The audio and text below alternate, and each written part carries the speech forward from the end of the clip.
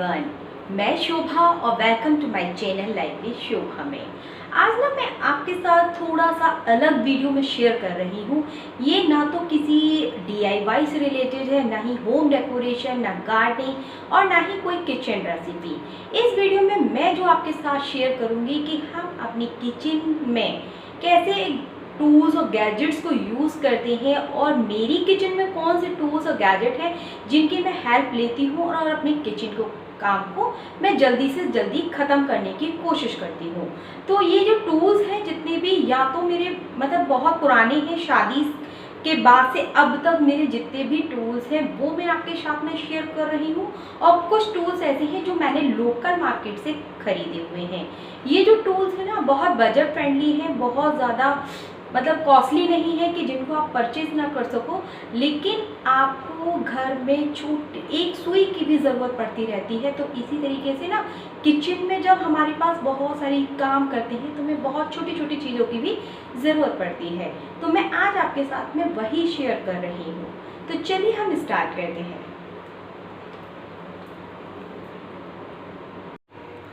सबसे पहली चीज़ है, ये मेरा एक जूसर है जिसे मैंने लोकल मार्केट से ख़रीदा था ना, और उसके बाद ये विदाउट इलेक्ट्रिसिटी चलता है।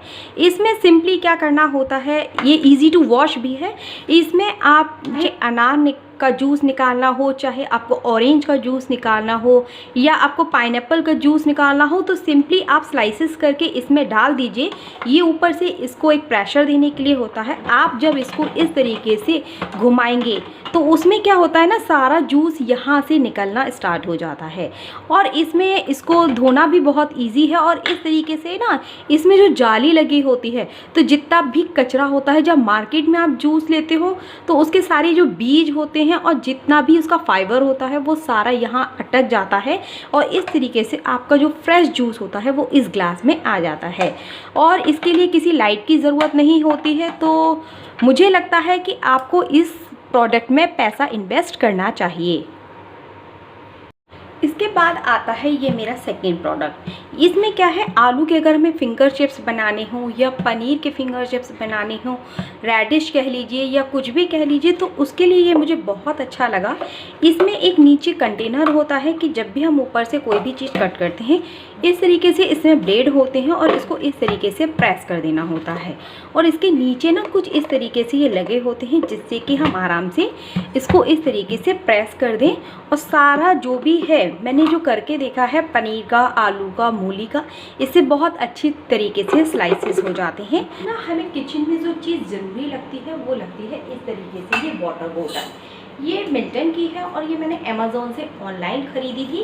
इसमें क्या है कि अगर हमने सर्दियों में गर्म पानी फिल किया है तो 3 दिन के बाद भी वो पानी हमें गर्म ही मिलेगा, उसी टेम्परेचर पे मिलेगा जिस टेम्परेचर पे हमने इसको फिल किया था। और सर्दियों में भी इसी तरीके से गर्मियों में भी जब आप ठंडा पानी फिल करते हो, चाहे चिल करके कर रहे हो, आइस भी डाल दे रहे हो, तो ये पानी सेम उसी कैटेगरी से ठंडा रहेगा। अगर आप वर्किंग हो, सफ़र में जा रहे हो, तो आपको इस तरीके से बॉटल एक आपके पास होनी चाहिए कि आपको गर्म या ठंडे पानी की ज़रूरत पड़े तो आप इसमें फिल कर सको और ले जा सको। इसके बाद जो बारी आती है वो इस तरीके से आती है बड़ी छलनी की। इस छलनी का यूज़ ना, जैसे आपके यहाँ कोई घर में फंक्शन होता है तो आपको ज़्यादा दूध छानना है, तब मैं इसका यूज़ करती हूँ। और भी कई तरीके से, जैसे आपको पोहा की मैं नमकीन बनाती हूँ ना, तो जब आपने कढ़ाई में पोहा डाला है तो पोहा पूरी कढ़ाई में फैल जाता है। जब तक आप उसे कलछी की हेल्प से समेटते हो, थोड़ा बहुत पोहा जल चुका होता है या ओवर वो फ्राई हो चुका होता है। तो उसमें मैं क्या करती हूँ, थोड़ा सा पोहा लिया, इस चलनी को लेके मैं सीधे कढ़ाई में डाल देती हूँ। और जैसे ही मुझे लगता है पोहा फ्राई हो गया, पूरी चलनी को मैं एज इट इज़ निकाल लेती हूँ। तो उससे ना मुझे कलछी की हेल्प से बार बार इसको नहीं निकालना पड़ता है।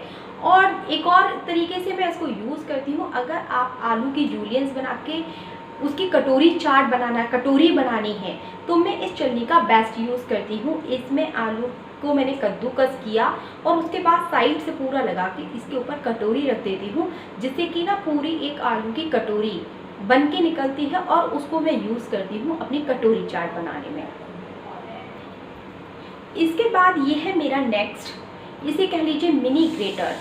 हालांकि हमारे पास कद्दूकस भी होता है, चॉपर भी होता है, लेकिन इसका यूज़ जो मुझे लगता है मिनी ग्रेटर का एक तो सबसे बेस्ट लगता है कि अगर आपका कभी दोपहर में या रात में चाय पीने का मन है तो आप खल्लड़ से कूट के जब करोगे तो सारे घर को पता चल जाती है। तो इसमें क्या है, आप अदरक को कद्दूकस कर सकते हो, लहसुन को कद्दूकस कर सकते हो अगर आपको थोड़ा सा ही पीसे लहसुन कद्दूकस करना है। और साथ में जब आप आलू को कद्दूकस कर सकते हो तो उसमें जो आलू कद्दूकस करके निकलता है वो जस्ट पिसा हुआ निकलता है। आप इसे कपड़े की हेल्प से छान लीजिए और उस आलू के जूस को आप स्किन केयर में, आप स्किन को टैनिंग हटाने में यूज़ करने के लिए ये बेस्ट है, आप इसको ले सकते हो।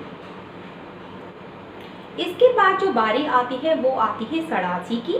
सड़ासी कह लीजिए या इसे पकड़ कह लीजिए। जब हमें गैस से दूध से भरा हुआ बर्तन, पानी गर्म किया है या कुछ भी बर्तन हमें उतारना है तो हमें बजाय कपड़े की हेल्प नहीं लेनी चाहिए, क्योंकि उसे छूटने का डर रहता है, भाप लग गई या हाथों से छूट गया।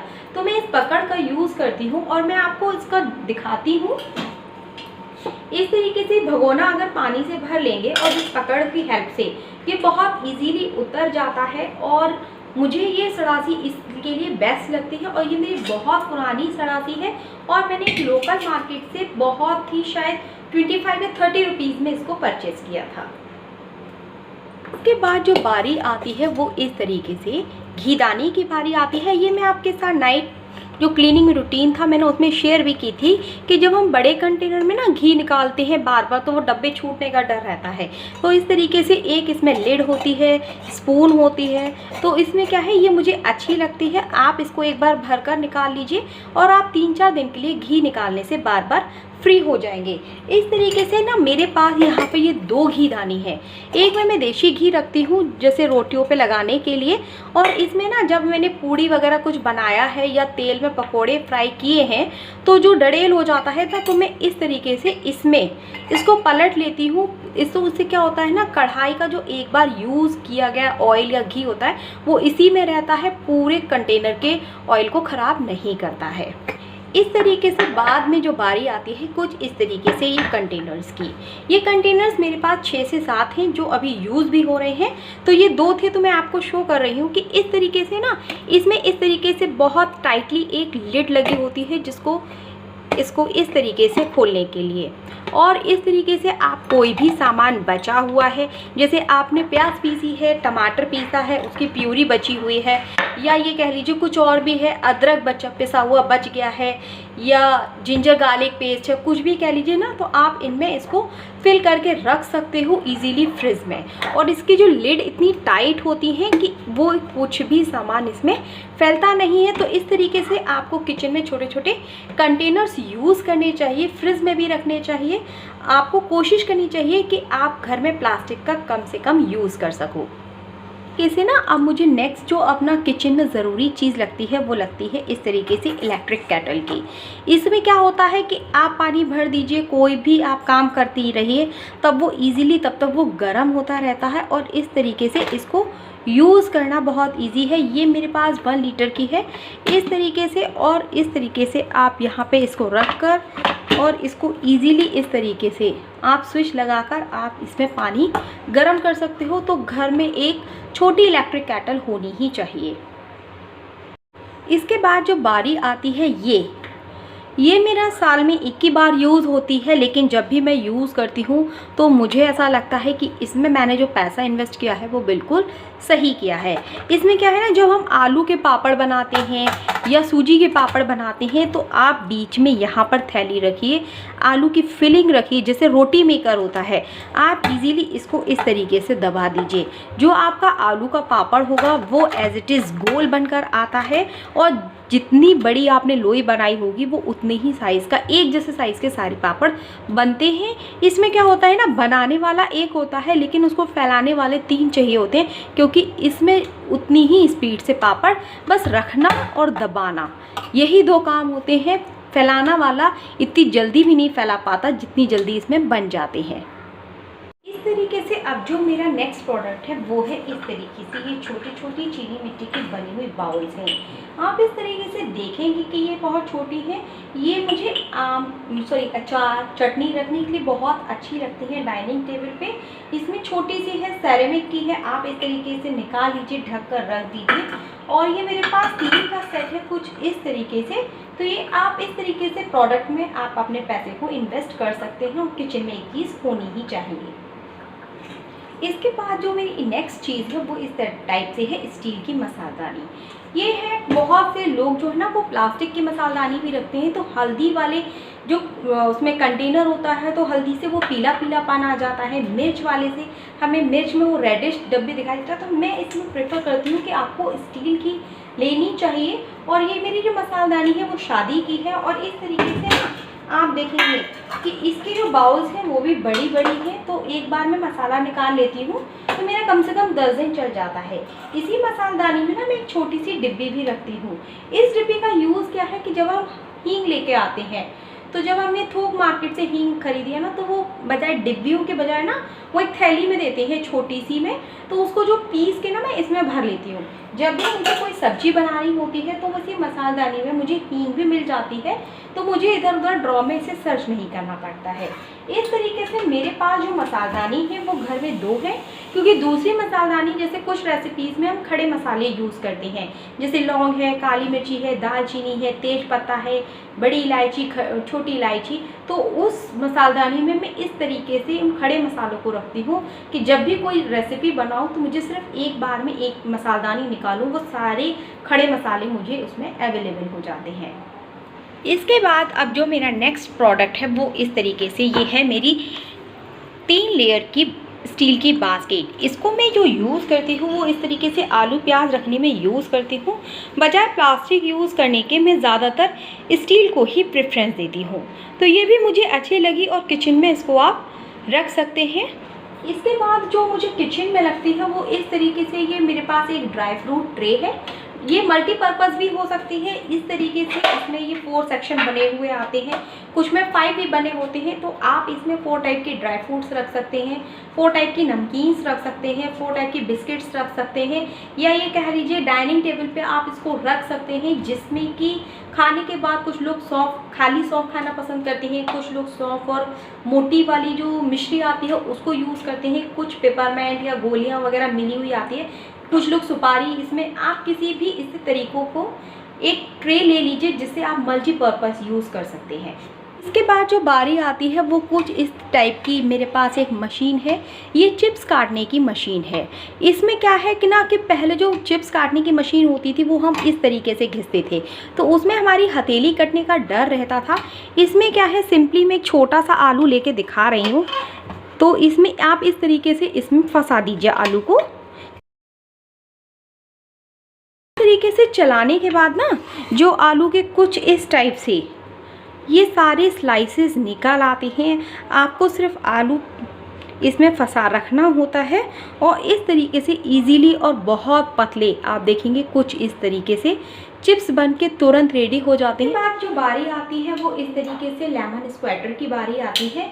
इसमें क्या है, हाफ नींबू आप फंसा लीजिए, इजीली आप दबा के जूस निकल आता है और जितने भी सीड्स होते हैं ना वो इसके यहाँ पे फंसे रह जाते हैं। तो ये भी मुझे किचन का एक अच्छा सा टूल्स लगता है लेमन को जूस निकालने के लिए। इसके बाद है हमारा ये पिज़्ज़ा कटर। इसको मैं पिज़्ज़ा कटर के तरीके से तो यूज़ करती ही हूँ, साथ में ना जब मैं आलू की कोई भी स्टफ्ड पराठा बनाती हूँ, आलू का, पनीर का, गोभी का, किसी का भी, तो उसको क्या है जल्दी ठंडा होने के लिए, जब बच्चे खाना खा रहे होते हैं तो गर्म नहीं खा सकते, तो मैं तवे पर ही इस तरीके से इसको कट कर देती हूँ और उनकी लेयर्स को हटा देती हूँ। जो पराठे की लेयर्स बनती है इससे क्या है बच्चों को खाने में ईजी रहता है और जल्दी ठंडा भी हो जाता है। और ये नेक्स्ट है हमारा इस तरीके से ये मैशर। ये मैशर जो है दही को मैश करना है या कुछ और भी चीज़ों को, कड़ी बनाती हूँ तो दही और बेसन को मैश करना होता है। तो इस तरीके से आप इजीली इस तरीके से इसको मुझे घुमाना बहुत ईजी है। इस तरीके से आप घुमाते जाइए और इसको धोना, इसको जो सफाई है इसकी क्लीनिंग, इस तरीके से आप निकाल दीजिए और इस तरीके से आप इसे सुखा कर थोड़ा ग्रीस लगाकर आप इसको रख लीजिए। और ये मुझे किचन में बहुत एक अच्छा टूल लगता है। इसकी जगह पर लकड़ी का भी आप यूज़ कर सकते हैं, वो भी मुझे बहुत अच्छा लगता है। इसके बाद जो बारी आती है वो ये आती है, ये है मेरा बाटी मेकर। बाटी मेकर जैसे आप ओवन में भी बाटी बना सकते हैं, नान बना सकते हैं। उसके लिए क्या है, इलेक्ट्रिसिटी की ज़रूरत होती ही है। अगर बाई चांस इलेक्ट्रिसिटी नहीं आ रही है, ये मैंने तब परचेज़ किया था, ये मेरी शादी का है, लेकिन जहाँ पे मेरी ना पहली पोस्टिंग थी तो वहाँ पे रोस्टर प्रणाली से लाइट आती थी। मतलब 1 वीक में दिन में लाइट आती थी, 1 वीक रात में आती थी ना। तो उसमें क्या था कि ओवन की तो ज़रूरत पड़ती ही नहीं थी क्योंकि लाइट ही नहीं होती थी। तो तब मैंने ये गैस का बाटी मेकर लिया था। ये बहुत इजी है, आप इसे गैस पर रख दीजिए इस तरीके से। यहाँ पे आप इस तरीके से गैस पे रख दीजिए, तो नीचे से ना इसकी ये जाली लगी होती है, इस तरह आप बाटी बना के रख दीजिए। और इसमें इस तरीके से ये जो होल्स हो रहे हैं, तो इसमें से जो इसकी स्टीम आती है तो उससे बाटी जो है वो बहुत अच्छे से स्टीम हो जाती है। इस पे नान बना सकते हो आप, मिस्सी रोटी बना सकते हो, नान खटाई बना सकते हो, जो भी आपको यूज़ करना हो बिना इलेक्ट्रिसिटी के। तो मुझे इस तरीके से ये मुझे बेस्ट इसी लगा कि अगर हमारे गेस्ट आ गए, हमने प्रोग्राम रखा है बाटी का, अगर लाइट नहीं है तो हमें बाजार बैठने के हम इस गैस बाटी मेकर का यूज़ कर सकते हैं नान के लिए, किसी भी चीज़ के लिए। अगर फ्रेंड्स आपको मेरा ये वीडियो पसंद आया है तो प्लीज़ मुझे लाइक करिएगा, सब्सक्राइब करिएगा और कमेंट करके ज़रूर बताइएगा कि आपको जो भी मेरे किचन में ये टूल्स हैं ये आपको कैसे लगे। Okay bye.